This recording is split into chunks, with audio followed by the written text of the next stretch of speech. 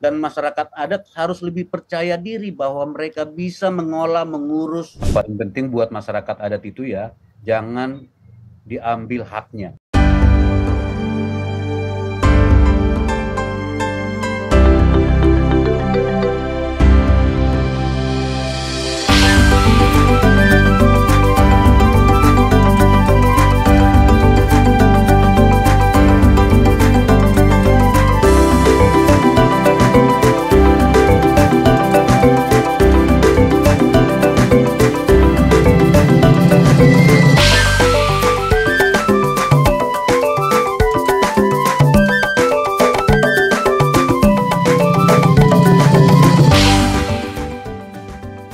Selamat datang teman-teman dimanapun Anda berada. Bersama saya Putri Nere dalam Tribun Corner episode perdana. Yang kali ini akan menilik sejarah dan juga kisah perjuangan masyarakat adat.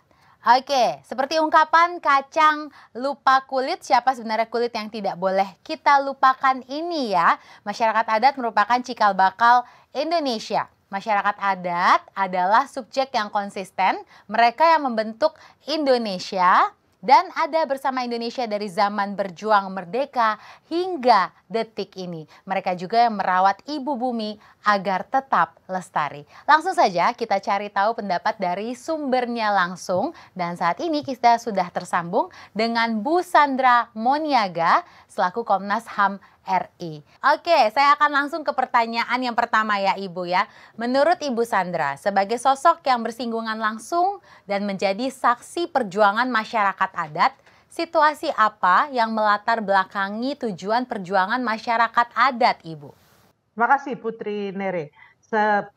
Pada tahun 80-an akhir ya, ketika itu saya masih di Walhi, apa yang saya temukan pada saat itu banyak sekali masyarakat yang menjadi korban atas kebijakan pembangunan pada saat itu, yang kemudian memperjuangkan hak-haknya. Tidak terlalu banyak ya yang berani berjuang pada saat itu, dan kebanyakan dari mereka itu berjuang karena memang sudah sangat terjepit. Jadi tanahnya diklaim secara sepihak oleh negara, diberikan kepada perusahaan HPH, hak pengusahaan hutan pada saat itu, atau ke perusahaan tambang pada saat itu. Ada juga perusahaan-perusahaan tambang minyak, tapi yang banyak memang adalah perusahaan-perusahaan yang melakukan penebangan hutan secara besar-besaran dan juga perusahaan-perusahaan perkebunan banyaknya pada saat itu. Ada juga yang karena dikembangkan untuk objek wisata kayak di Bali segala ya. Artinya apa? Perjuangan masyarakat pada saat itu didasarkan pada keterjepitan mereka, tidak adanya ruang gerak mereka untuk bisa tetap bertahan hidup sebagai masyarakat. Dan saat itu mereka tidak menyebut diri masyarakat adat. Saat itu mereka hanya menyebut bahwa ini tanah adat, ini kampung kami, ini tanah dari leluhur kami, ini kami sudah dapatin dari nenek moyang kami sudah urus tanah ini sejak zaman Indonesia belum merdeka. Nah, dari situlah kemudian ada benang merah dari ujung Aceh sampai ke Papua, dari Sulawesi Utara sampai ke NTT, bahwa kondisi masyarakat pada saat itu banyak sekali yang terjepit dan sebagian besar mereka adalah masyarakat adat. Jadi kondisi pada saat itu memang membuat mereka terjepit sehingga mereka memperjuangkan bagaimana agar hak mereka diakui. Nah, untuk bisa diakui adalah bagaimana keberadaan mereka diakui. Demikian Putri Nere. Oke. Mudah-mudahan cukup jelas. Iya, baik Ibu Sandra. Ini merupakan menjadi sebuah informasi baru yang sebelumnya kita tidak mengetahui Ibu ya tentang perjuangan teman-teman masyarakat adat. Dan dengan ini semoga kita bisa lebih mengenal mengenai kehidupan teman-teman masyarakat adat. Oke, saat ini Ibu Sandra sendiri menjabat sebagai Komisioner Hak Asasi Manusia yang memiliki kewajiban untuk mendorong negara supaya siapa saja warga negara Indonesia memiliki hak yang sama tanpa memandang latar belakang apapun. Kewajiban ini memang tidak akan kunjung selesai karena tantangan untuk melawan ketidakpatuhan norma, moral, etika, dan hukum ini akan ada terus di setiap negara ya Ibu ya. Nah, melihat kondisi seperti ini, lalu apa yang bisa dilakukan masyarakat adat agar tetap eksis dan tetap menjadi subjek yang konsisten supaya teman-teman masyarakat adat ini tidak kendor semangatnya Ibu untuk memperjuangkan hak mereka. Silakan Ibu. Pertama saya koreksi dulu ya, saya adalah anggota atau sering disebut komisioner dari Komisi Nasional Hak Asasi Manusia atau Komnas HAM. Saya bukan anggota hak asasi manusia atau komisioner hak asasi manusia, tapi anggota dari Komnas HAM atau Baik. Komisi Nasional Hak Asasi Manusia. Ya, Indonesia secara formal eksplisit menyatakan mengakui hak asasi manusia dan menyatakan bahwa Indonesia memang harus menghormati, melindungi dan memajukan HAM itu di tahun 97 dengan penetapan TAP MPR ya, TAP MPR nomor 17 tahun 1997, kemudian ditindaklanjuti dengan Undang-Undang HAM, Undang-Undang nomor 39 tahun 99, tapi yang lebih penting pada saat amandemen konstitusi, prinsip-prinsip HAM kemudian juga masuk ke dalam pasal-pasal dari Undang-Undang Dasar 45 di tahun 2000. Nah, apa artinya? Artinya setiap orang hak asasinya diakui, dihormati, dan harus dilindungi. Nah, bagaimana dengan masyarakat adat? Masyarakat hukum adat ini adalah subjek hukum sendiri. Jadi selain sebagai warga yang punya hak yang sama dengan yang lain, masyarakat hukum adat adalah satu subjek hukum di dalam baik di konstitusi kita maupun peraturan perundangan kita yang memiliki hak-hak khusus. Apa itu hak khusus mereka? Hak khusus dari masyarakat hukum adat yang paling utama itu adalah hak atas wilayah adatnya. Kemudian hak juga untuk mereka melestarikan kebudayaan mereka. Hak mereka untuk melestarikan bahasa mereka dan sebagainya. Nah, ini yang kemudian berimplikasi bahwa negara harus secara komprehensif mengembangkan kebijakan-kebijakan yang betul menghormati, melindungi, dan memajukan hak dari masyarakat adat. Nah, kalau ditanya apa yang bisa dilakukan masyarakat adat, yang harus kita lakukan adalah satu perjuangan secara damai. Jadi masyarakat adat harus ikut terlibat dalam proses pembaruan hukum.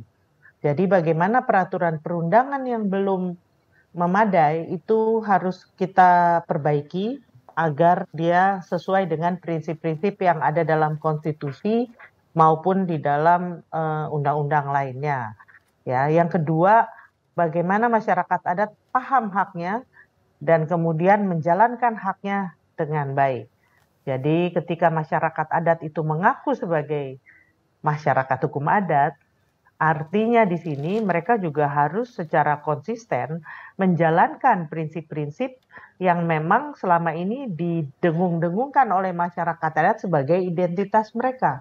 Misalnya soal bahasa, misalnya soal tradisi mengelola alam, misalnya juga soal prinsip penghormatan antar generasi, dan lain-lain. Jadi ini kan memang hal-hal yang sering diperjuangkan masyarakat adat yang mestinya dijalankan secara konsisten. Hal lain adalah masyarakat adat juga harus berusaha dengan baik itu merawat lingkungan. Karena dalam gerakan masyarakat adat sedunia, isu bahwa masyarakat adat memiliki peran kunci dalam melestarikan lingkungan itu selalu didengungkan. Jadi kadang-kadang saya sering bilang ke Pak Abdon, ke Ibu Ruka bahwa kalau mereka merusak lingkungan, menurut saya ada hal yang harus dicek lagi nih. Benar nggak ini masih masyarakat adat? Jangan-jangan adatnya memang sudah luntur, mungkin juga mereka memang sudah nggak mau jadi masyarakat adat dan sebagainya. Jadi itu intinya yang saya bayangkan bisa dilakukan. Nah, negara harus hadir dan menghormati, melindungi hak-hak dari masyarakat adat tersebut. Oke. Demikian Putri Ya, Nere. kemudian Ibu Sandra, apakah ada payung hukum yang dapat menjadi tumpuan bagi teman-teman masyarakat adat dalam memperjuangkan hak-hak mereka, Ibu? Dari secara apa ya, kalau dalam konstitusi kita atau undang-undang dasar kita itu sudah ada pasal 18B ayat 2, kemudian juga ada di pasal 28 ya tentang HAM. Namun itu memang nggak memadai. Saat ini peraturan tentang masyarakat adat tersebar di berbagai peraturan perundangan dan pada umumnya memang tidak konsisten satu sama lain dan kurang lengkap. Karena itu memang Indonesia butuh satu undang-undang yang komprehensif, yang mengakui, menghormati, melindungi hak masyarakat adat, tapi betul-betul komprehensif dan didasarkan pada prinsip hak asasi manusia. Ya. Jadi di sini harus jelas siapa itu masyarakat adat dan harus jelas juga dengan konteks Indonesia, di mana siapa itu masyarakat hukum adat itu telah kita kenal secara bersama, baik melalui aman maupun juga lewat berbagai forum lainnya, tapi clear bahwa masyarakat hukum adat adalah rakyat. Masyarakat hukum adat dari dulu adalah rakyat dan dia bukan unsur negara, bukan unsur dari pemerintahan dari kapanpun. Itu yang ada di konteks Indonesia. Jadi kembali ke pertanyaan tentang apakah sudah ada peraturan perundangan tapi belum memadai. Gitu, Putri. Oke, berarti harapannya segera akan ada peraturan hukum yang memadai berarti Ibu ya? Ya, saya berharap memang RUU perlindungan dan penghormatan hak masyarakat hukum adat itu dapat segera dibahas di parlemen, tapi juga disahkan tentunya tapi dengan substansi yang baik ya, dengan materi yang baik. Ya, sehingga diharapkan ke depannya bisa betul-betul menjaga masyarakat adat ke depannya. Oke, terima kasih Ibu Sandra atas perbincangan kita, Ibu. Selanjutnya saya akan melanjutkan ke narasumber kedua, yaitu Bapak Abdon Nababan selaku Ketua Dewan Aman Nasional. Halo Bapak Abdon, bisa mendengar suara saya ya? Putri Nere. Iya Bapak, gimana kabarnya? Baik, saya baik sekali. Oke, baik. Pak Abdon, saat ini Bapak masih aktif sebagai aktivis yang vokal, menyuarakan aspirasi dan ikut berjuang bersama teman-teman masyarakat adat ya Bapak ya. Boleh diceritakan tentang Aman Bapak dan bagaimana organisasi ini menjadi perpanjangan tangan masyarakat adat? Silahkan Bapak. Ya, kalau kita bicara tentang Aman, ya Aman itu organisasi yang mewadahi masyarakat adat yang berjuang. Ya, yang berjuang untuk diakui, dihormati, dipenuhi hak-haknya sebagai masyarakat adat. Tadi kan Ibu Sandra sudah menjelaskan bahwa hak-hak masyarakat adat itu sudah dinyatakan ada dalam konstitusi dan memang diperintahkan untuk dicatat kehadirannya di negara Republik Indonesia. Tapi kan pada realitasnya walaupun ada perintah konstitusi, ya sampai hari ini kan memang belum ada. Karena itu masyarakat adat ada problem yang dihadapi masyarakat adat. Masyarakat adat itu merasa bahwa karena sudah ada negara Republik Indonesia dan negara ini mengakui dan menghormati masyarakat adat, ya mereka berpikir otomatis mereka akan terlindungi karena negara ini akan diurus oleh orang-orang yang budiman, orang-orang yang baik, orang-orang yang betul-betul memperjuangkan kedaulatan rakyatnya. Tapi realitasnya negara itu kan organisasi kekuasaan yang belum tentu juga orang-orang baik yang kemudian berkuasa. Nah ini masalahnya. Jadi ada satu kenaifan kolektif yang dialami oleh masyarakat adat dalam perjalanan sejarah tentang negara. Nah karena itu Ya, seperti diceritakan tadi oleh Ibu Sandra, dalam perjalanannya dengan hadirnya konsep negara. Jadi konsep negara itu bukan hanya negara Republik Indonesia. Konsep negara sebelum negara Republik Indonesia itu sudah ada kerajaan kesultanan. Dan karena itu menjadi sangat penting bahwa masyarakat adat itu bukan negara. Ya, bukan negara, bukan pemerintahan Republik Indonesia, termasuk bukan pemerintahan kesultanan dan kerajaan di masa lalu. Masyarakat adat itu adalah satu identitas kolektif kebersamaan rakyat yang diikat oleh identitas budaya, diikat oleh wilayah adat, wilayah hidup, diikat oleh sistem pengetahuan, ya, dan diikat oleh satu tatanan hidup bersama berupa hukum, aturan, dan kelembagaan. Ya. Nah, sekarang ini orang lagi gencar membangkitkan lagi kerajaan dan kesultanan, ya. Dan saya perlu tegaskan kerajaan dan kesultanan itu adalah konsep negara dan mereka bukanlah masyarakat adat. Nah, gerakan ini, gerakan rakyat ini, ya, mengalami problem yang besar karena tadi itu satu ada kenaifan kolektif di kalangan masyarakat adat bahwa negara yang merdeka sejak 1945 itu akan otomatis menghargai, menghormati, dan melindungi mereka. Ya. Yang kedua, negara yang mereka impikan itu, negara merdeka itu, ternyata tidak punya waktu untuk melakukan dekolonisasi sistemnya. Ya, jadi ketika kita merdeka, maka sistem yang berlaku di negara Republik Indonesia itu adalah sistem-sistem kolonial. Jadi kita belum melakukan dekolonisasi yang sehingga rakyat Indonesia yang tadinya merasa terjajah di masa penjajahan kolonial akan bisa merdeka dan terbebaskan dari kolonialisme itu. Ternyata itu tidak terjadi karena kolonialisme itu ternyata berlanjut, ya, dari yang tadinya dilakukan oleh orang-orang Eropa, dalam hal ini pemerintah kolonial Belanda, berpindah dengan bangsa Indonesia, tapi dengan sistem kolonialistik yang masih hidup di dalam sistem negara kita. Nah, karena itu yang dilakukan oleh masyarakat adat adalah pertama, dia harus menghadirkan dirinya, menyatakan dirinya ada. Kalau di dalam konteks Kongres ke-6 di Jayapura ini, kita sebut kita orang ada. Yes. Ya. Jadi ini ada hubungannya dengan kita orang ada yang akan kita gaungkan nanti di Jayapura. Kita orang ada. Harus masyarakat adat harus menyatakan dirinya eksis.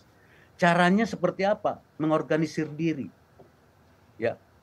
Jadi masyarakat adat itu sudah lama berjuang, tadi diceritakan oleh Kakak Sandra, ya. Tapi berjuang sendiri-sendiri sehingga perjuangannya tidak kelihatan. Ya. Negara merasa atau nggak punya mata untuk melihat yang kecil-kecil. Ya. Negara itu kan matanya pemerintah. Ya. Sebagai penyelenggara harus melihat sesuatu yang besar. Jadi aman itu adalah wadah bagi masyarakat adat yang tadinya kerja sendiri-sendiri di seluruh pelosok Nusantara, memperjuangkan berbagai haknya, ya, mengorganisir diri di dalam satu organisasi namanya Aliansi Masyarakat Adat Nusantara. Ya.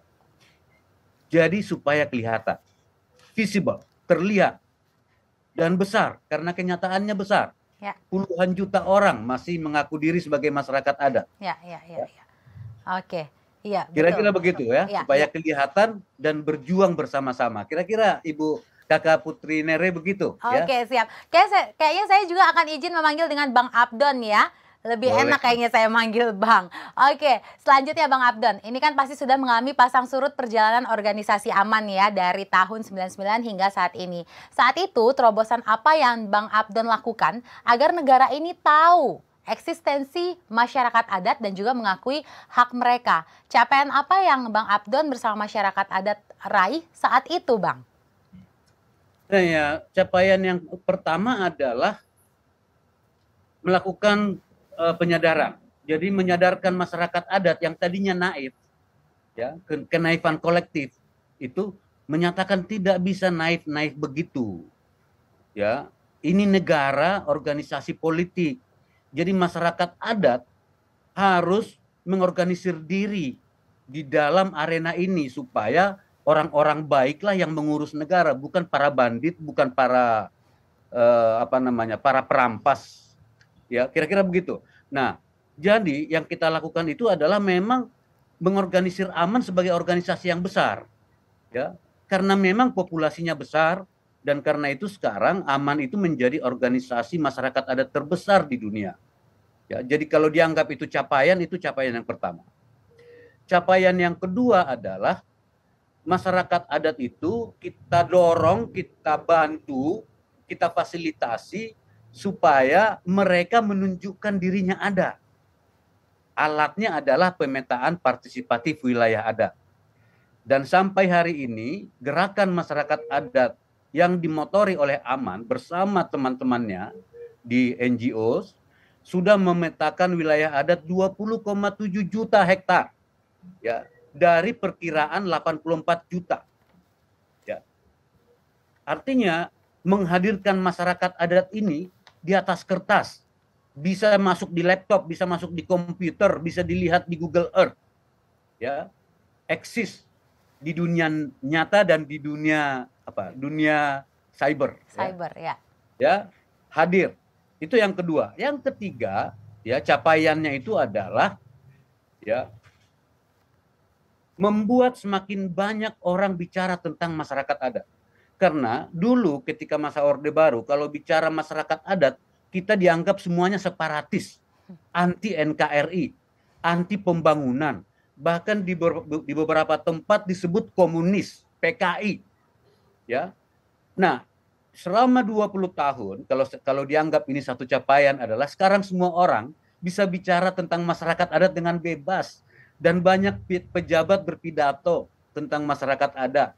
Bahkan Presiden Jokowi waktu masih calon presiden ya memasukkan 6 janji komitmen untuk masyarakat adat untuk diperjuangkan. Ya.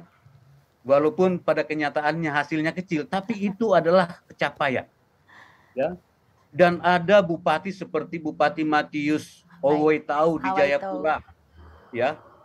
Yang kemudian tidak merasa takut bicara masyarakat adat dan bahkan memperjuangkannya sebagai seorang bupati. Itu adalah capaian gerakan masyarakat adat 20 tahun. Ya. Bahwa itu belum cukup, tapi paling tidak itu adalah inspirasi. Ya, betul. Ya. Betul. Dan kongres nanti inspirasi dari Jayapura itu ya kita akan gunakan untuk menginspirasi seluruh Papua, menginspirasi seluruh Nusantara. Dan saya yakin juga akan menginspirasi gerakan masyarakat adat di seluruh dunia. Yes, begitu.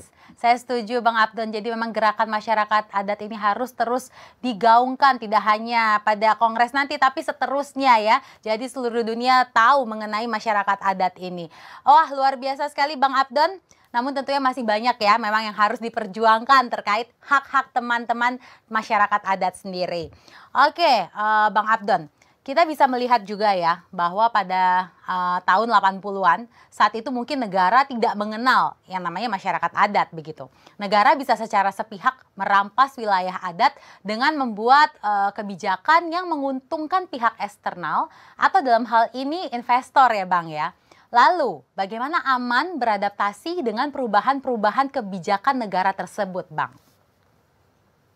Nah yang perubahan negara ini kan karena kita yang memperjuangkannya, ya. Jadi perubahan di dalam negara itu, ya, bukan datang, bukan hadiah.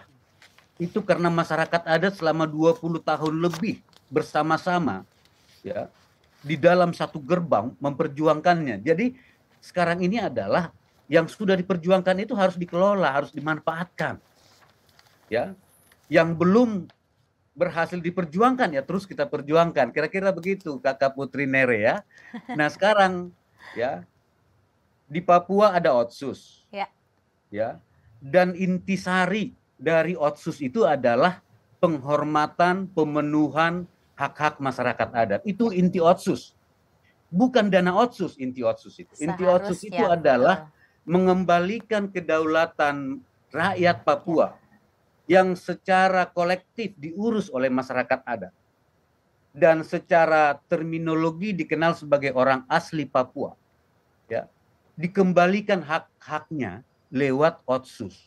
Ya, nah sekarang ini Otsusnya kan dikerdilkan menjadi urusan dana otsus. Ini bahaya. Tidak.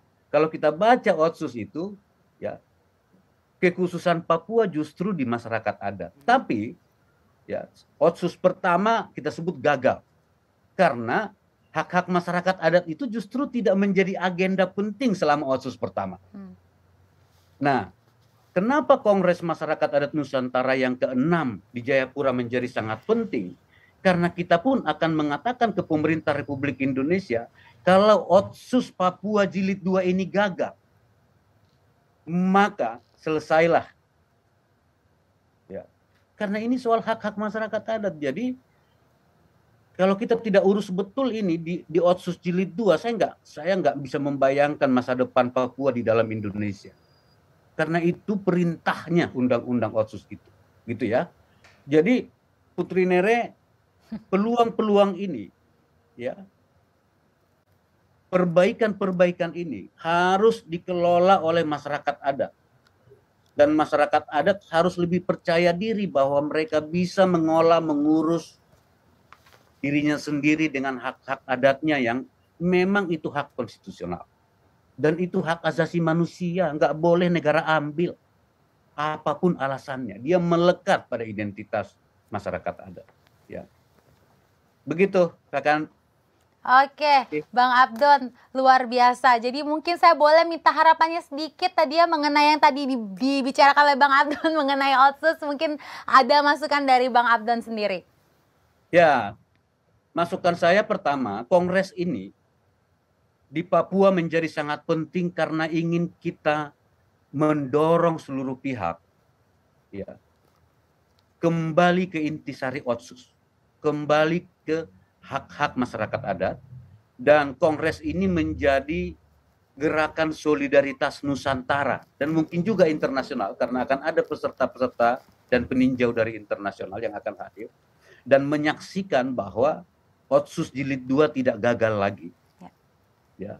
Dan betul-betul otsus Jilid 2 ini tidak lagi soal uang, tidak lagi soal ekonomi, tapi ini soal jalan budaya yang berbasis hak masyarakat adat. Itu harapan saya, Kakak Putri Nere. Betul Bang Abdon, karena memang berbicara mengenai Papua itu jangan melulu mengenai diplomasi politik saja, tapi diplomasi budaya ke masyarakat adatnya harus lebih digiatkan lagi. Saya setuju dengan hal itu Bang Abdon. Oke, luar biasa Bang Abdon. Terima kasih atas perbincangan kita, tapi tetap bersama kami ya, karena nanti akan ada sesi lagi di mana kita akan ngobrol bersama Bang Abdon. Oke, baik. Aman sebagai organisasi bergandengan tangan bersama masyarakat adat untuk melindungi dan memperjuangkan hak masyarakat adat. Perjuangan ini juga bukan berlangsung hanya dalam semalam. Perjalanan panjang ditempuh dan masih akan terus diperjuangkan hingga hari ini. Dan sekarang saat ini di samping saya di studio sudah hadir bersama kita Ibu Ruka Sombolinggi yang saat ini menjabat sebagai Sekretaris Jenderal Aliansi Masyarakat Adat Nusantara. Halo Ibu Ruka. Halo, ketemu lagi kita. Ya, selamat pagi menjelang siang. Yes, selamat pagi menjelang siang. Oke, Ibu Ruka, tadi kita sudah mendengar berita dari Ibu Sandra, cerita dari Ibu Sandra, kemudian juga dari Abang Abdon yang membuat kita semua di sini tentunya mendapatkan informasi baru mengenai masyarakat adat ya, Ibu Ruka ya. Tepuk tangan juga untuk Ibu Ruka dan semuanya yang diaman dengan konsistennya terus menggerakkan mengenai masyarakat adat ini dan perjuangkan hak masyarakat adat. Oke, Ibu Ruka, pertanyaan saya sekarang. Walaupun ini kan sekarang pemerintah sudah mulai membuka dialog dengan aman untuk melindungi masyarakat adat. Nyatanya masih banyak perampasan wilayah adat yang terjadi ya Ibu ya. Strategi dan langkah-langkah apa yang akan aman pilih sekarang ini untuk menegaskan posisi masyarakat adat terhadap negara, Ibu Ruka? Ya, terima kasih banyak. Saya sih berharap dalam situasi sekarang ya. Dalam situasi sekarang kan terjadi rollback, terjadi kemunduran dalam sisi undang-undang dan kebijakan yang terjadi. Ada undang-undang Minerba, ada undang-undang Cipta Kerja, di Aman kami menyebutnya sebagai undang-undang cilaka. Di tengah ketiadaan peraturan yang komprehensif seperti yang disampaikan oleh Kakak Sandra dan Bang Abdon tadi. belum ada utang konstitusi, utang Indonesia yaitu Undang-Undang Masyarakat Adat itu belum ada. Sehingga di tengah ketiadaan perlindungan itu saat ini kita mengalami rollback, mengalami kemunduran yang luar biasa. Itu menghambat masyarakat adat untuk kemudian bisa progressing, bisa lanjut terus dengan agenda-agenda pembangunan di wilayah adat. Yang terjadi kemudian masih banyak tumbukan di sana sini, ya masih banyak pertentangan antara komunitas masyarakat adat dengan negara. Karena apa? Tadi itu tidak ada undang-undangnya, tapi undang-undang baru yang sangat agresif di wilayah-wilayah adat, merampas wilayah adat dan bahkan gitu menghilangkan beberapa perlindungan yang tadi disebutkan oleh Kakak Sandra ada di dalam berbagai undang-undang, itu justru kemudian dihilangkan dan menjadi karpet merah untuk merampas masih yang tersisa dan dilindungi oleh masyarakat adat. Sehingga memang perjuangan untuk memperjuangkan undang-undang masyarakat adat itu masih menjadi salah satu misi utama dari masyarakat adat dan khususnya yang bergabung di AMAN saat ini.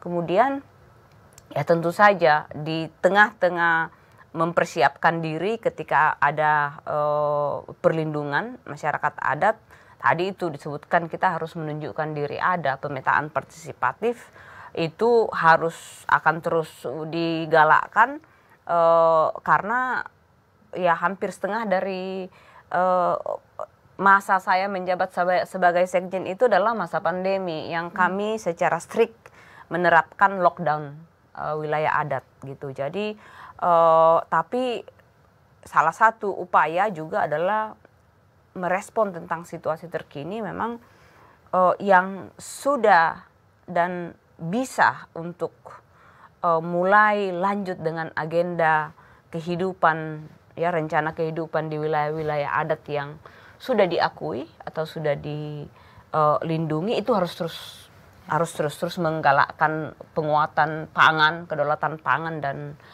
dan ekonomi. Jadi sistem pertahanan di kampung-kampung di wilayah adat bukan hanya dari dulu kan biasanya menahannya itu dengan pasukan-pasukan yang berjaga. Tapi kali ini kita mencoba menahan dengan kalau terjadi kelaparan kita nggak akan lapar gitu. Dan kalau ada yang pergi berjuang kita punya makanan yang cukup untuk bisa digunakan sehingga kita tidak perlu kelaparan gitu ya. Nah di sisi lain gitu karena terus terjadi agresi ya invasi terhadap wilayah-wilayah adat sehingga pasukan-pasukan ritual tetap jalan ya, pasukan-pasukan anak-anak muda yang patroli di sekitar wilayah adat tetap jalan sambil berkebun tentu saja, pasukan-pasukan yang bertugas untuk urusan legal, para pengacara itu kita berencana untuk merekrut melipat gandakan jumlah-jumlah pengacara yang ada di masyarakat adat saat ini yang bergabung di organisasi pengacara untuk masyarakat adat Pepeman. Oke, tapi sebetulnya Ibu Ruka, tantangan yang dihadapi AMAN sendiri itu apa saja? Tantangan yang kita hadapi ya kalau kita lihat saat ini, tantangan terbesar itu adalah bagaimana bisa menggerakkan masyarakat adat yang berada di lokasi yang begitu luas. Ini kan seperti mengurus satu negara ya. Jaraknya begitu luas.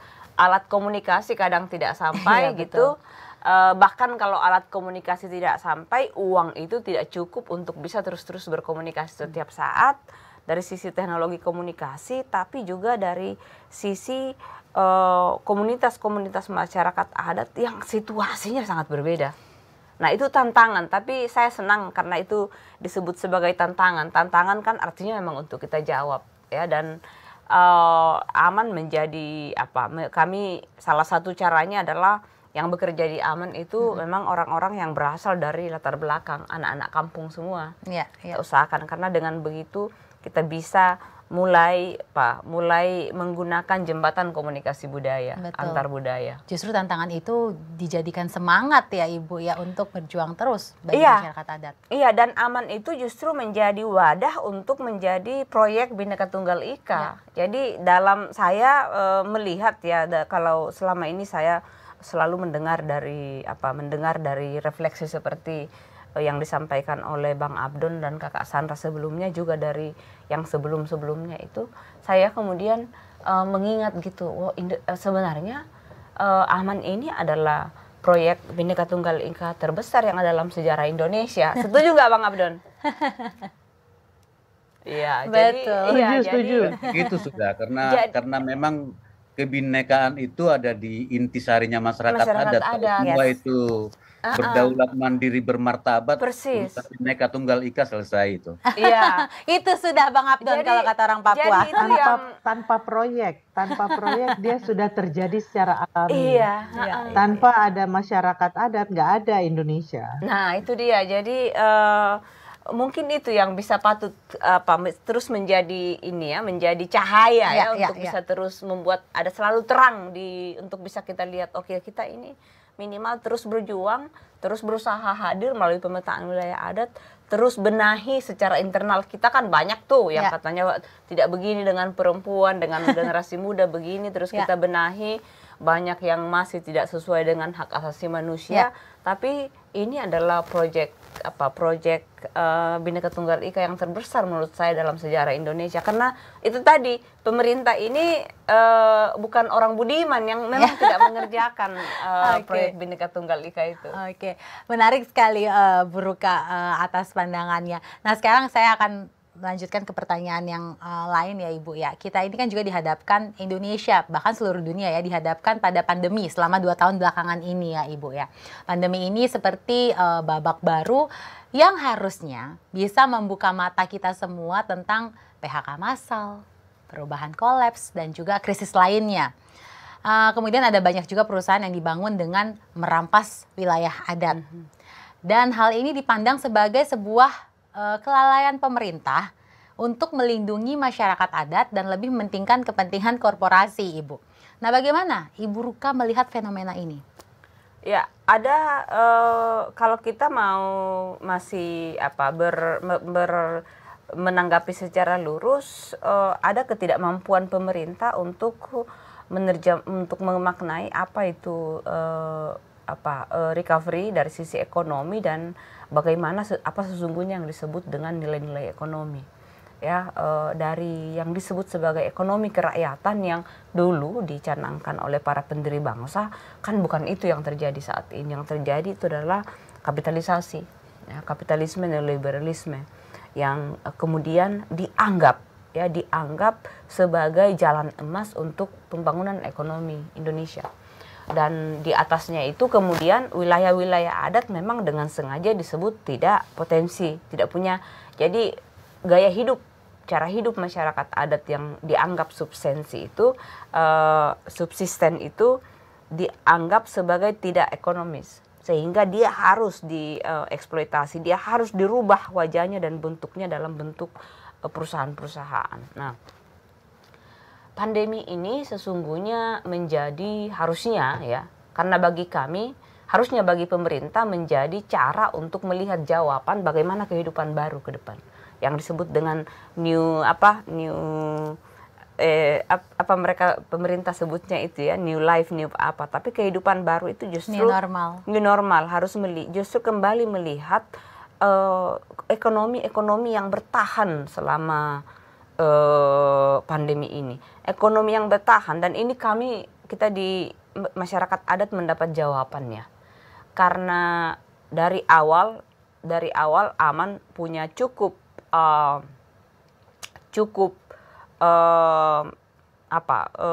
infrastruktur untuk bisa memastikan lockdown wilayah adat. Maka ternyata wilayah adat yang dilindungi, diakui oleh negara dan masih punya akses mengontrol kendali atas wilayah adat itu semuanya situasinya tidak terganggu oleh pandemi, oleh krisis. Nah, tapi wilayah-wilayah adat yang sudah diambil oleh perusahaan yang sudah menjadi tambang, bahkan masyarakat adat yang sudah menjadi petani kelapa sawit, sudah menjadi buruh, atau wilayah-wilayah adat yang sudah menjadi semi perkotaan di mana orang hidup dari menjadi pekerja informal, itu semua tidak aman. Dari satu sisi aja, pangan aja mereka bahkan harus dibantu. Nah ini yang menurut saya terus terjadi. Selama ini kita dapat jawabannya bahwa yang kita perjuangkan itu baik dan benar, dan mestinya pemerintah harus, kalau mau bertahan ya, ekonominya makin kuat, justru harus melihat sistem ekonomi seperti ini dan justru tidak mengambil kesempatan dengan semakin banyak justru berikan izin-izin di wilayah adat untuk perusahaan-perusahaan yang sebenarnya pencuri-pencuri semua itu. Oke, jadi menurut Ibu ya jangan berikan izin begitu ya? Sebenarnya bukan jangan berikan izin gitu ya, tapi tanpa kepastian hukum bagi masyarakat adat, maka izin itu biasanya pastinya akan merampas, tidak akan baik gitu loh buat semua. Oke, berarti memang harus ada peraturan payung hukum yang memang membatasi. Jadi yang biasanya kami sampaikan itu adalah, tapi itu saja kemampuan untuk mendengar dan kemudian memahami. Kadang-kadang ini kan yang kita bingung ya, dengan kita punya negara ini. Kami selalu mengatakan bahwa kepastian hukum masyarakat adat itu adalah kepastian bisnis. Itu kuncinya. Karena bisnis itu tanpa kepastian hukum masyarakat adat pasti gagal, terlalu mahal juga. Karena harus sewa sana sini, bayar ini, bayar itu, jadi tidak menguntungkan. Tidak menguntungkan dan terlalu semakin membuat korupsi makin mencengkeram dan menggerogoti negeri ini. Jadi kunci dari Indonesia itu adalah kepastian hak masyarakat adat. Ya, kepastian hak masyarakat adat itu harus betul segera diperhatikan oleh negara. Ya. Berarti begitu ya Ibu Ruka ya. Oke, Ibu Ruka, kita akan masuk ke segmen selanjutnya ya ini ya. Kita akan masuk ke polemik masyarakat adat. Dan kita akan berdiskusi bersama ketiga narasumber kita, yaitu ada Ibu Sandra, Bang Abdon, dan juga Ibu Ruka ya. Oke, nah sebenarnya pembahasan mengenai land grabbing ini memang topik yang sampai saat ini tidak pernah ada kemajuannya. Kalau bisa dibilang seperti benang kusut. Pembangunan yang mengeksploitasi bumi sangat merugikan negara dan tentunya masyarakat adat. Bumi berangsur-angsur semakin gersang, menjadikan masyarakat adat tidak bisa berdaulat sebagaimana mestinya. Kita pasti sudah mendengar adanya penerbitan UU Minerba dan juga UU Cilaka. Iya, Undang-Undang Cilaka. Melihat kondisi seperti ini, lalu apa yang bisa dilakukan masyarakat adat agar tetap eksis dan tetap menjadi subjek yang konsisten? Saya akan persilahkan yang pertama kepada Ibu Sandra untuk menanggapi hal ini. Makasih Putri. Jadi gini ya, ada dua tataran. Pertama pada tataran masyarakat. Kalau masyarakat seperti yang telah disampaikan oleh Bang Abdon dan juga Kak Ruka tadi, masyarakat memang harus tetap konsisten memperjuangkan hak-hak mereka. Tapi perjuangannya seperti apa? Yang pertama, bagaimana pengorganisasian, bagaimana masyarakat harus punya organisasi yang solid. Yang kedua, bagaimana masyarakat secara real mengelola wilayahnya. Biarpun tanah itu belum diakui kembali oleh negara, upayakan tetap dikelola. Nah, bagaimana mengelola dengan baik? Nah, ini situasinya beragam ya, dari satu tempat ke tempat lain ya, Bang Abdon, Kak Ruka. Tapi intinya jangan sampai pengetahuan masyarakat atas wilayahnya itu hilang. Bagaimana itu bisa tetap dirawat? Mari dicoba dengan kondisi apapun yang mereka miliki.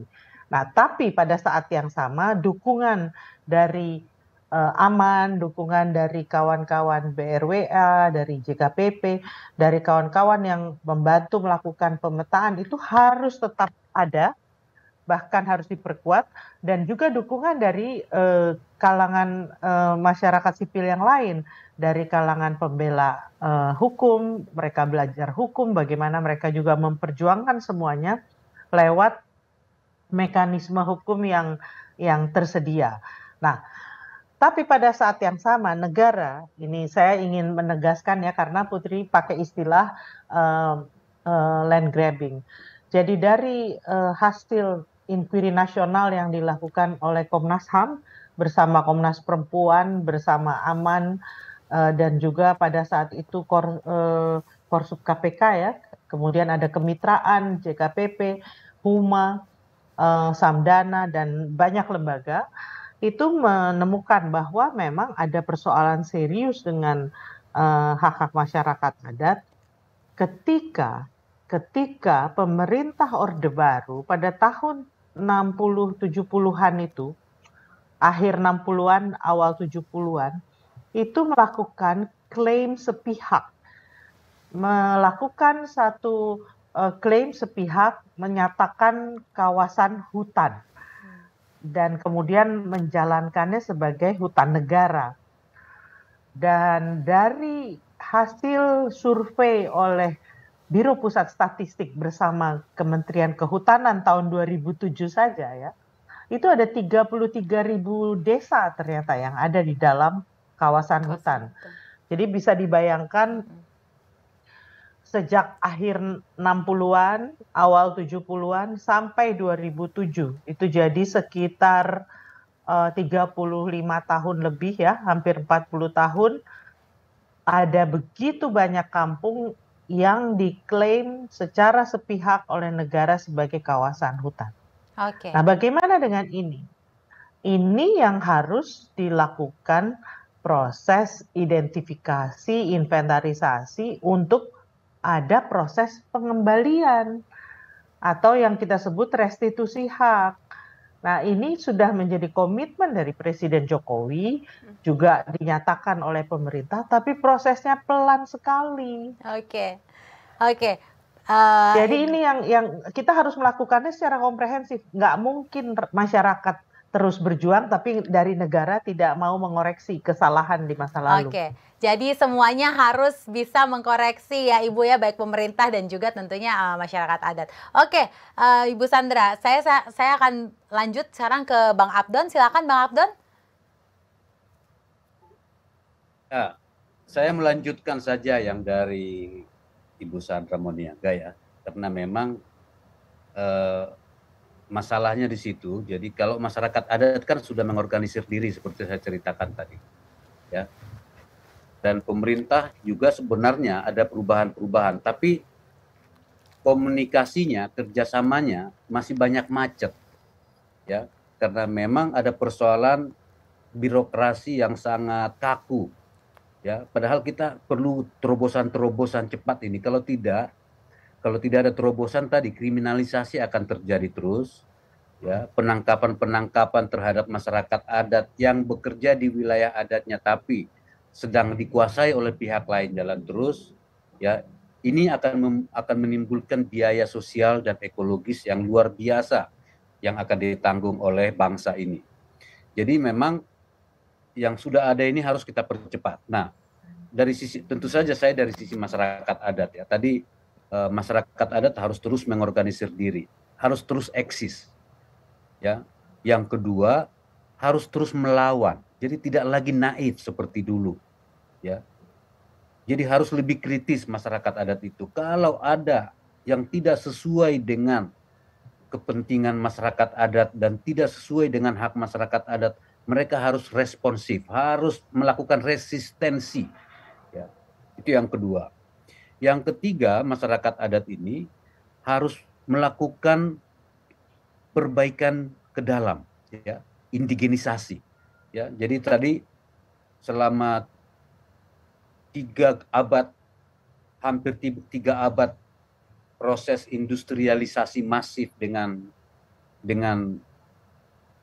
eksploitasi sumber daya alam ini, ya, dan juga pendidikan yang mencerabut kita dari akar budaya kita, maka masyarakat adat juga harus melakukan indigenisasi, mengembalikan kekuatan-kekuatan adat itu ke akarnya, dan dari sana kemudian baru membangun, merebut kemajuan dengan akar budaya, dengan adat yang kuat itu. Saya menyebutnya indigenisasi. Oke, ya baik. Yang keempat, yang terakhir oke. adalah sistemnya ini yang sekarang saya bilang ini masih kolonial, undang-undang kita masih undang-undang kolonial, ini harus segera direformasi cepat, ya.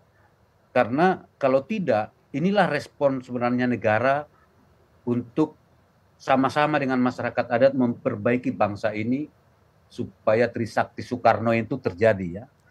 Berdaulat dalam politik, ya, berdikari dalam ekonomi, dan jati diri dalam budaya, bermartabat dalam budaya. Oke, baik, silahkan Bu Ruka untuk melengkapi. Ya, tadi terus berjuang, negara juga perlu berubah karena gini, Kakak Putri, kalau melihat pekerjaan-pekerjaan, saya sangat setuju untuk terus didorong kita bekerja gitu, tetapi juga perlu dilihat realitasnya. Jadi tahun 2013 itu ada putusan MK 35 tadi yang disebutkan oleh Kakak Sandra untuk melihat bagaimana sebenarnya persoalan hak masyarakat adat atas hutan. Jadi Undang-Undang Kehutanan itu bilang bahwa hutan adat itu adalah hutan dalam wilayah adat yang milik masyarakat ini, hutan negara dalam wilayah adat. Lalu MK bilang itu tidak benar. Masyarakat adat yang benar, masyarakat adat ada punya hak atas wilayah dan sumber daya alamnya, maka kalau ada hutan di dalamnya itu adalah hutannya milik masyarakat adat, bukan hutan negara. Nah, itu memberi mandat yang tadi disebutkan oleh Kakak Sandra itu untuk mengembalikan wilayah-wilayah adat yang selama ini sudah diklaim sebagai hutan negara, kawasan hutan negara. Nah, yang terjadi kemudian adalah ini balik lagi tahun 2007 itu tadi Bang Abdon sudah bicara tentang bagaimana mengutus, memperkuat kader-kader aman. Sudah 2007 itu kita mulai dari pemilu 2009 kita itu sudah mulai ikut berpartisipasi di dalam arena-arena politik. Memastikan yang terbaik dari sahabat-sahabat masyarakat adat, yang terbaik dari anak-anak adat dari wilayah adat itu membawa mandat dari masyarakat adat untuk membuat perubahan kebijakan, menciptakan dan merebut ruang. Mereka itulah yang kemudian waktu itu sejak 2010-2000 ini mulai bikin perda. Yang pemetaan tetap pemetaan.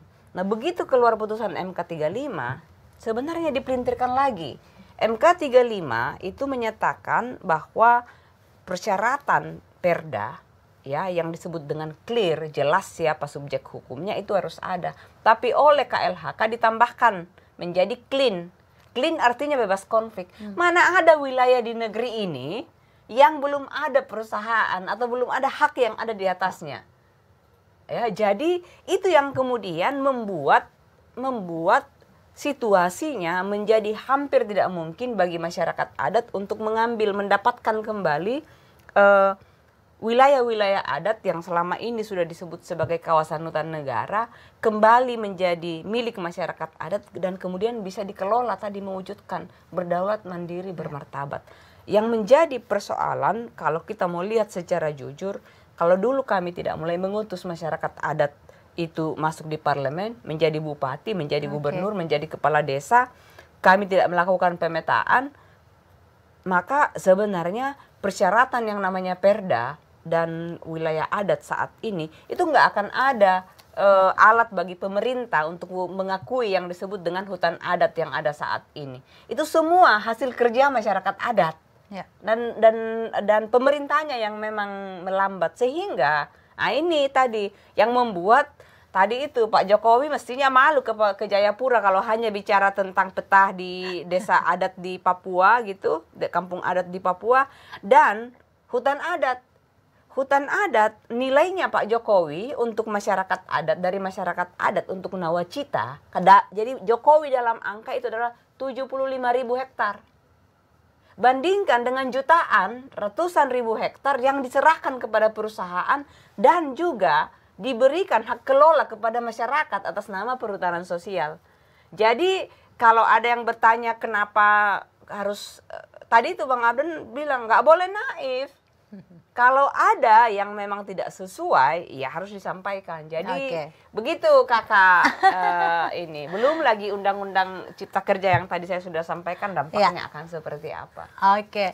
Aduh, ini memang kalau bicara mengenai masyarakat adat akan semakin seru karena kita jadi mengetahui makin lebih dalam lagi begitu ya Ibu Ruka ya. Semoga kita segera bisa menemukan titik terang ya Ibu ya tentang hal ini, karena di sini kita juga bersama-sama memperjuangkan hak-hak masyarakat adat tentunya. Oke, selanjutnya sekarang kita beralih kepada visi misi dan cita-cita aman yang menginginkan kemandirian masyarakat adat.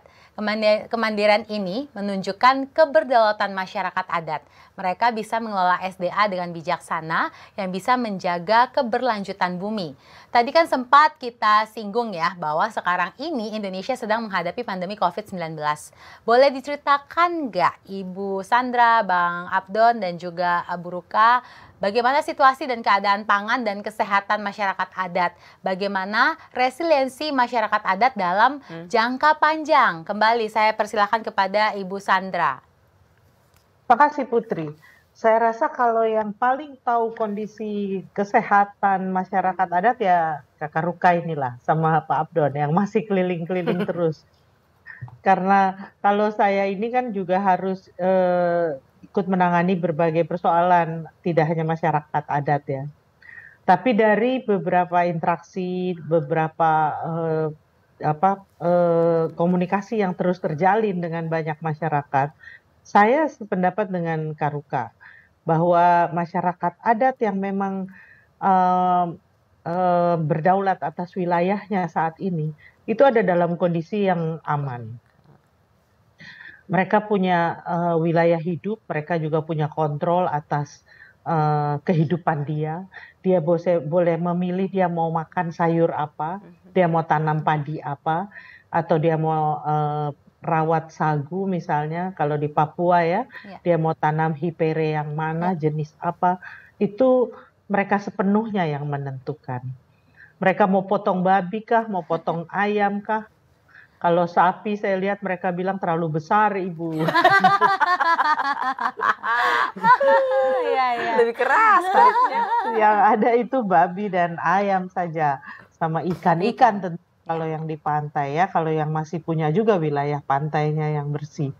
Nah, saya menyaksikan sebagian orang rimba di Jambi yang tanahnya diberikan oleh pemerintahan Soeharto di tahun 80-an awal kepada perusahaan swasta untuk dikembangkan jadi perkebunan sawit.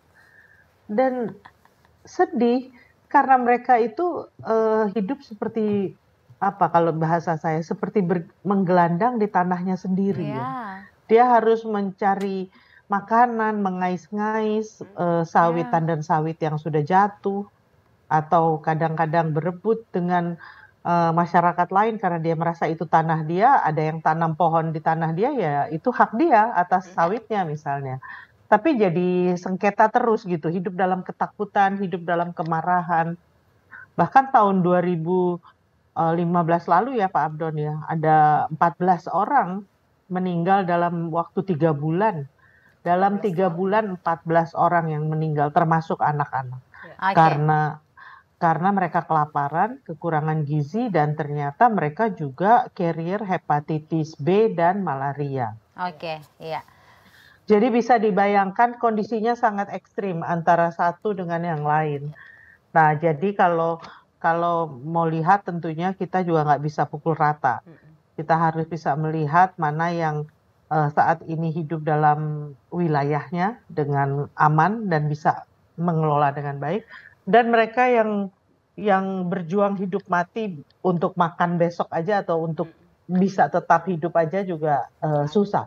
Bang Abdon, silahkan. Ya, saya pikir ya kalau ya saya biasanya akan kalau lama di lapangan biasanya saya tambah gendut. Makanannya enak-enak. Betul. Karena enak dan bergizi. Ya. Jadi dan sehat. Itu sudah. Itu sudah. Jadi saya sangat percaya itu ya, dan saya termasuk yang sering jalan dan melihat bagaimana masyarakat adat itu kalau mereka punya kendali atas wilayah adatnya, ya mereka akan berkecukupan pangan, berkecukupan energi dan obat-obatan, ya karena mereka semua ada di wilayah adat mereka. Jadi saya ini juga menjadi penting dari Kongres Masyarakat Adat Nusantara yang ke-6 ini. Di samping meneguhkan keberagaman kita sebagai kekuatan bangsa ini, juga untuk menegaskan bahwa ketangguhan Indonesia di masa depan menghadapi berbagai krisis justru ada di tangan masyarakat adat. Ya, dan itu hanya mungkin terjadi kalau tadi ya kepastian atas wilayah adat itu bisa kita percepat prosesnya, kepastian hukumnya. Ya, jangan khawatir investasi tidak bisa masuk. Masyarakat adat bisa membangun kerjasama dengan pihak luar, ya, asal tidak ada pelepasan hak di dalamnya. Bisa sistem sewa. Di Bali terkenal dengan BOT, Build Over Transfer, ya, bisa bagi hasil, bagi untung, ya. Sekarang banyak sekali yang dikhawatirkan terhadap lahirnya undang-undang masyarakat adat karena ada para korporasi, para konglomerat ini khawatir tidak bisa lagi berusaha di wilayah adat. Itu menurut saya kekhawatiran yang berlebihan. Ya. Yang paling penting buat masyarakat adat itu ya jangan diambil haknya, bekerja sama oke, ya, dan termasuk menghadapi krisis pangan dan krisis energi dan krisis air yang sudah diprediksi akan datang dalam waktu dekat ini. Menurut saya pemerintah harus bersama-sama dengan masyarakat adat karena solusinya ada di wilayah adat, ya, dengan adat, ya, tentunya. Oke, iya, oke. Sekarang saya memberikan giliran kepada Ibu Ruka. Ya, tadi yang disampaikan oleh Bang Abdon dan Kakak Sandra itu benar sekali ya, benar sekali. Jadi di awal pandemi itu kami di Aman itu sudah sadar betul bahwa ini barang baru dan di dalam sejarah dunia gitu, kalau ada pandemi ini sangat berbahaya bagi masyarakat adat. Karena biasanya gen poolnya masih yang lebih homogen gitu, kemudian jauh dari jarak dan bahkan dalam beberapa sejarah itu beberapa masyarakat adat kemudian hampir punah karena pandemi. Nah itu juga termasuk di kampung saya. Itu yang membuat Aman di awal-awal itu bahkan sebelum pemerintah Indonesia menyatakan PSBB itu itu kita sudah namanya lockdown wilayah adat, karantina berbasis wilayah adat. Jadi di Aman kebetulan kita sudah punya yang namanya panduan tanggap darurat sejak dari dulu sudah dipakai tapi baru diresmikan, disahkan itu di 2018 dan langsung waktu itu tim-tim tanggap darurat yang bekerja. Yang pertama bekerja itu adalah memastikan menjaga supaya jalan keluar masuk karena ini kan barang dari luar. Pandemi ini kan virus dari kota. Jadi keluar masuk tidak boleh sembarangan. Tapi ada banyak sekali anak-anak di kota yang harus pulang ke kampung karena juga takut di kota. Orang tuanya tidak bisa menjamin kalau mereka tinggal di kota. Jadi dibawa pulang melalui sistem karantina. Waktu itu ramai-ramai bikin tenda untuk karantina dulu selama berapa minggu, seminggu, 10 hari baru bisa masuk kampung. Ada yang tinggal di kebun, ada yang tinggal di hutan, macam-macam caranya.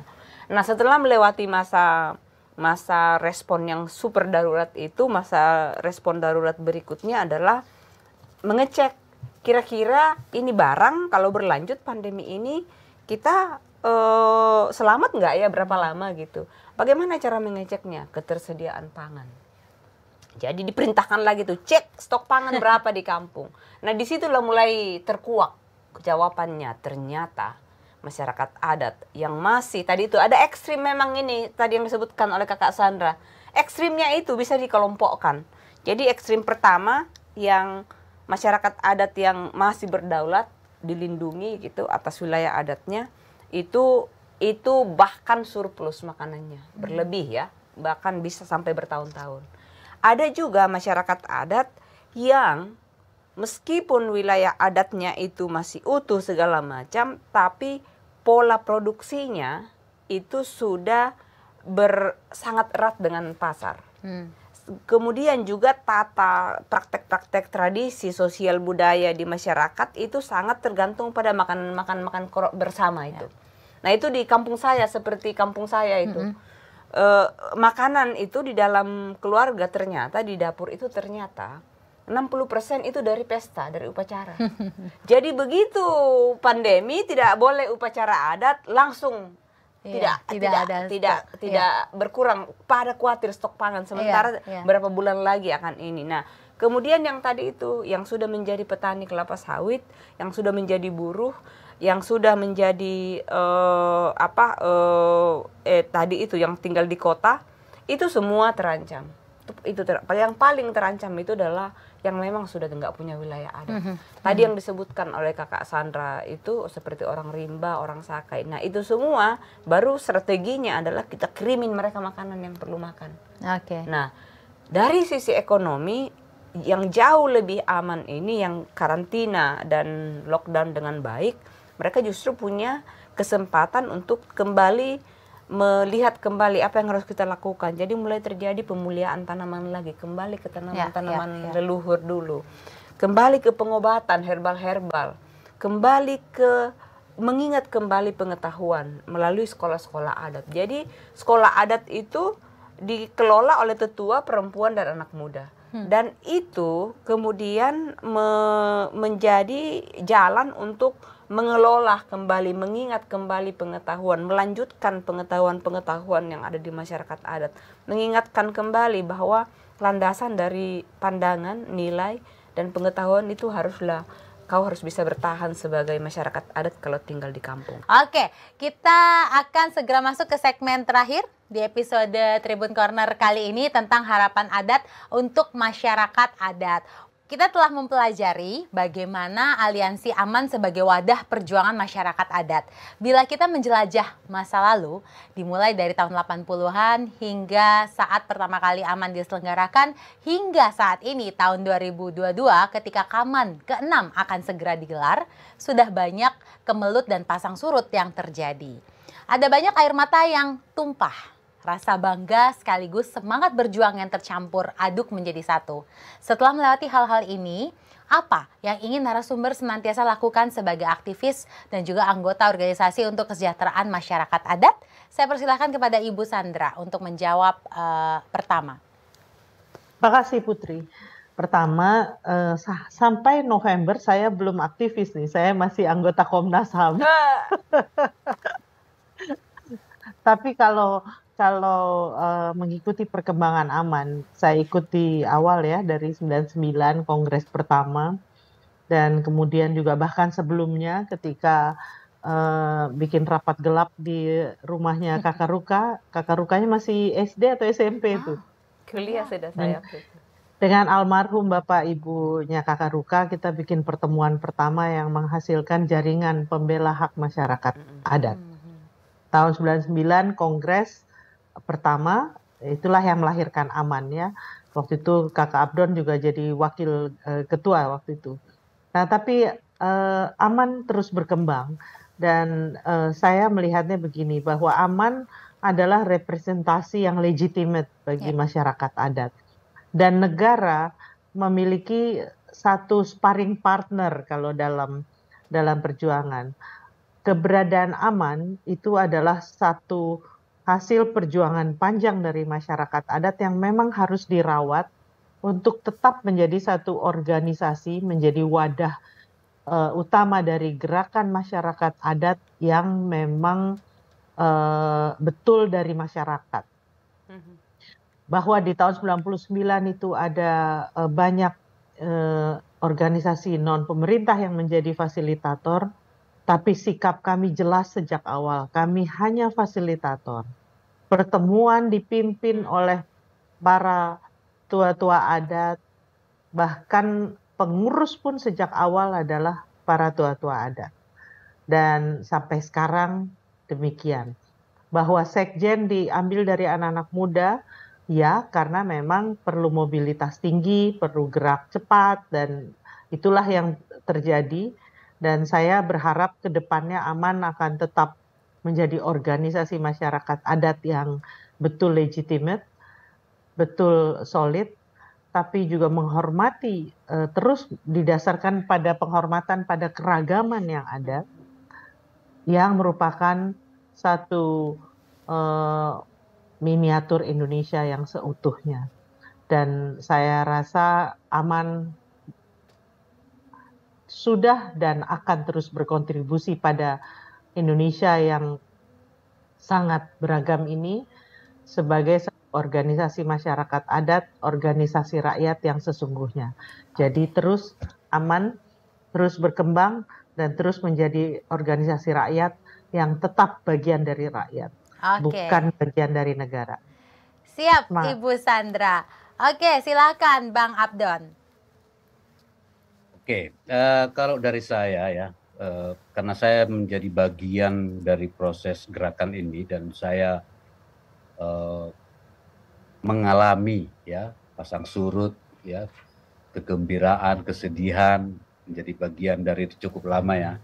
Tapi saya sekarang ini ya dengan ada jarak sedikit dari roda organisasi hari-hari, saya memiliki keyakinan bahwa aman ini orang suka atau tidak suka ya, aman ini pasti akan mengembalikan roda kebangsaan dan kenegaraan kita ke konstitusi, khususnya untuk pasal 18B ayat 2 dan pasal 28I ayat 3. Ya, jadi orang boleh tidak suka ya, tapi menurut saya gerakan ini sedang menuju ke sana. Dan karena itu ini juga tantangan. Gerakan ini akan sangat mungkin juga diincar oleh pihak-pihak lain ya untuk melancarkan kepentingannya ya. Jadi pesan terakhir saya adalah ya, tetaplah menjadi gerakan rakyat ya, tetap menjadi bagian dari gerakan sosial bersama masyarakat-masyarakat yang tertindas lain ya. Dan saya yakin itulah cita-cita para pendiri bangsa untuk Indonesia, bukan yang lain. Siap, Bang Abdon. Sekarang Bu Ruka, silakan.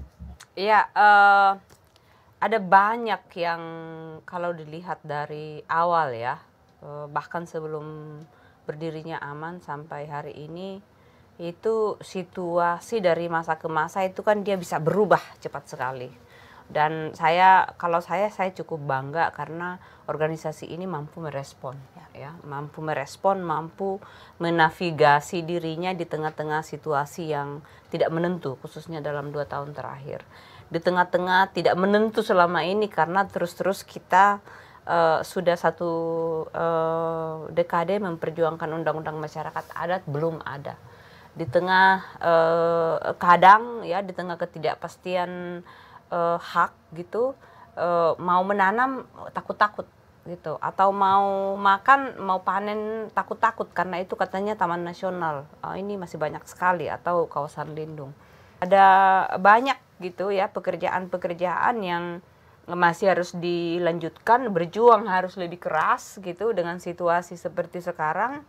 Tapi kita sedang punya misi,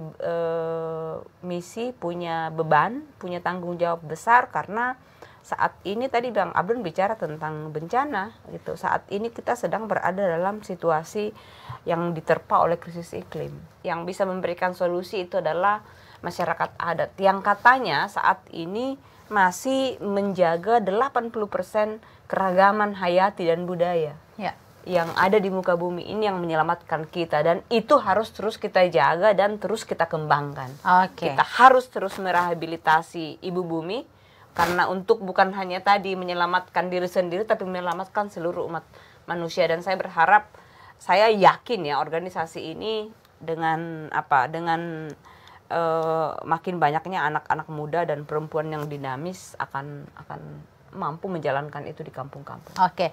Baik, ini masih ada pertanyaan terakhir untuk ketiga narasumber kita. Jadi saya akan berikan kesempatan karena luar biasa sekali diskusi kita hari ini dan bisa membuka mata kita ya, dan bisa merasakan dan tergerak untuk bersama-sama mencapai mimpi Bhinneka Tunggal Ika ya, Ibu Ruka dan yang lainnya. Oke, singkat saja pertanyaan terakhir. Apa yang ingin narasumber sampaikan kepada seluruh masyarakat adat di Indonesia. Silakan Ibu Sandra, kemudian Bang Abdon, dan terakhir Ibu Ruka. Sebagian besar sudah saya sampaikan ya tadi Put. Tapi kalau ditanya lagi, saya hanya titip pesan aja. Satu, teman-teman masyarakat adat jangan lelah berjuang. Tapi juga bagi yang sudah mendapatkan kembali tanahnya, jangan juga lalai mengelola wilayah adatnya dengan lestari. Oke. Yang kedua, masyarakat adat harus terus memperbaharui diri. Sudah waktunya masyarakat adat harus sepenuhnya menghormati keadilan gender. Bagaimana antara perempuan, laki-laki, dan juga jenis kelamin lainnya yang ada dalam masyarakat adat memiliki kedudukan yang sama. Dan yang ketiga, masyarakat adat juga harus terus mau memperbarui diri dengan menghormati hak-hak orang muda. Karena merekalah masa depan dari masyarakat adat. Tidak mungkin adat ini akan lestari kalau anak-anak mudanya tidak tertarik lagi dengan adat.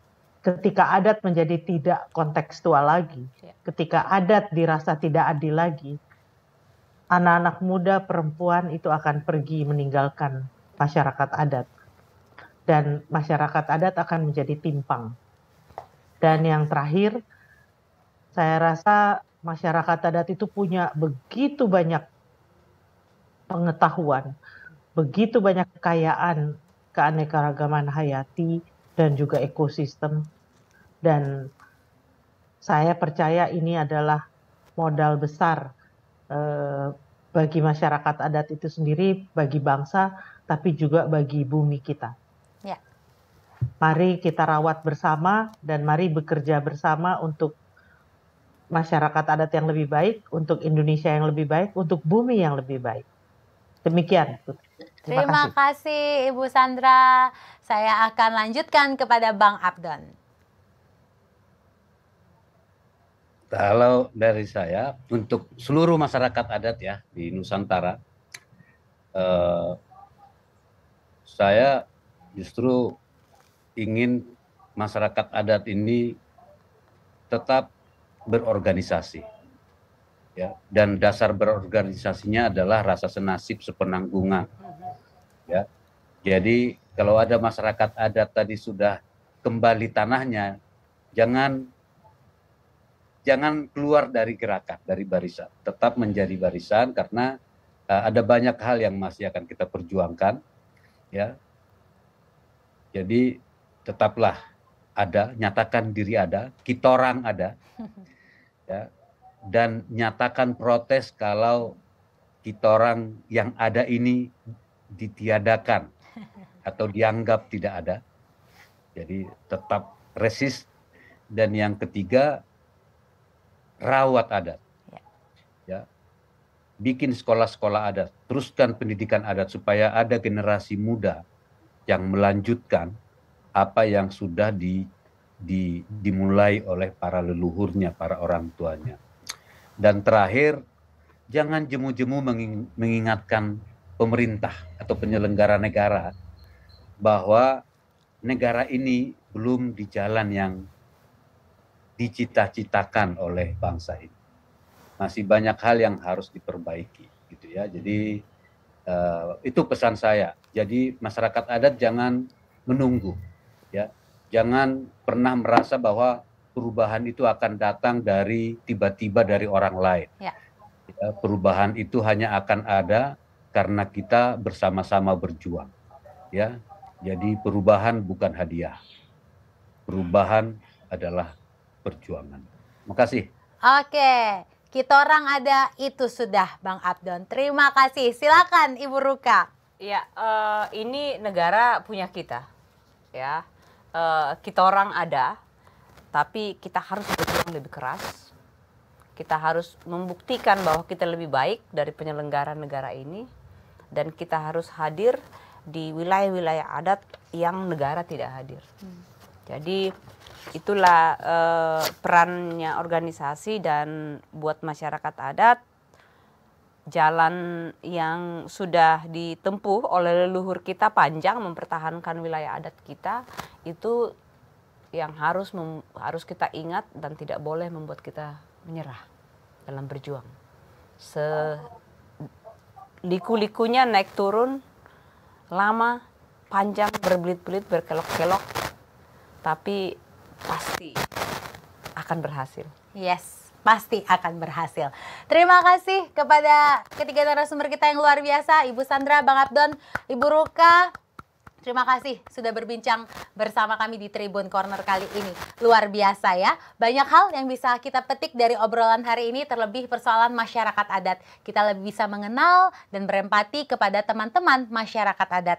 Melalui perbincangan Tribun Corner episode pertama hari ini, semoga kita bisa menyelami cita-cita aman dan masyarakat adat, serta turut memperjuangkan hak-hak mereka yang sejatinya memiliki hak yang sama sebagai warga negara Indonesia. Jangan lupa untuk terus mengikuti informasi dari Tribun News dan Kongres Masyarakat Adat Nusantara 6 di microsite kami, kamanvipapua.id, dan juga Instagram Tribun News, @tribunnews, dan @akulokal-aku-bangga. Untuk bersama-sama kita menyukseskan perhelatan Kongres Masyarakat Adat Nusantara 6. Akhir kata, saya Putri Nere undur diri. Terima kasih saya ucapkan kepada narasumber yang telah hadir hari ini sekali lagi, dan teman-teman dimanapun Anda berada. Panjang umur perjuangan untuk hak-hak masyarakat adat. Dadah!